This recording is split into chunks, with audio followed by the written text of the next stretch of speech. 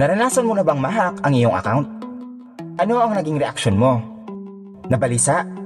Natakot? O di naman kaya ay nalungkot ka sa nangyari sa iyong personal account?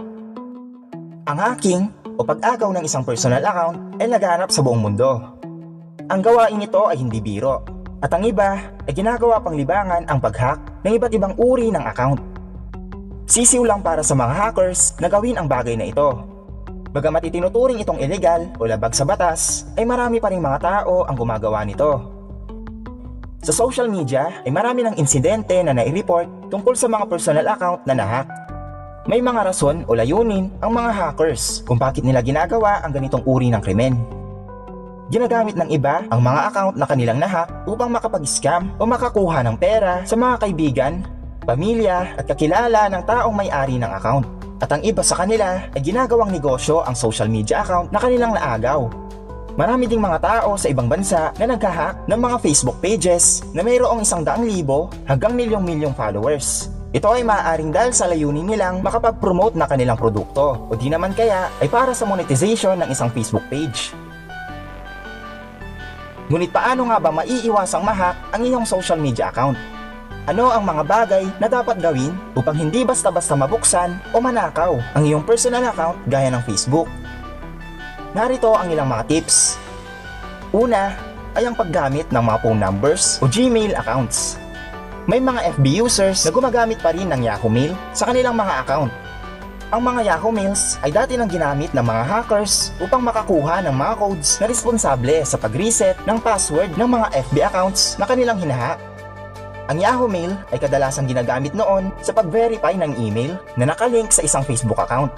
Ngunit mahalagang tandaan na secured pa rin ang paggamit ng Yahoo Mail.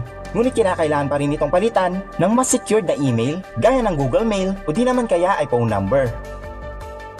Pangalawa, iwasang mag-click ng mga links na lumalabas sa social media.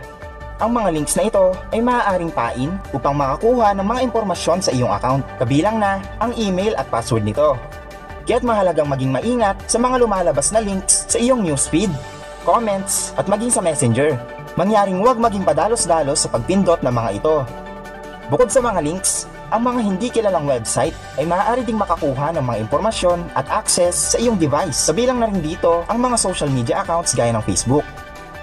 Ang mga hindi kilalang websites ay maaaring naglalaman ng mga malware o virus na siyang may kakayahang makakuha ng mga detalye sa mga bagay-bagay na nasa iyong computer o device. Kaya naman, panatilihin ang pag-iingat at iwasan ang pagbisita sa mga websites na maaaring naglalaman ng mga virus o malwares. At iwasan din ang pag-click ng iba't ibang mga links na lumalabas sa social media. It's trivia time! Hindi lahat ng hacking ay iligal at masamang gawain. Sa katunayan ay mayroong tinatawag na white hat hacking. Ito ay isang uri ng hacking na kung saan ay ginagamit ng hacker ang kanyang technical skills upang matulungan ang isang company sa problema sa kanilang system.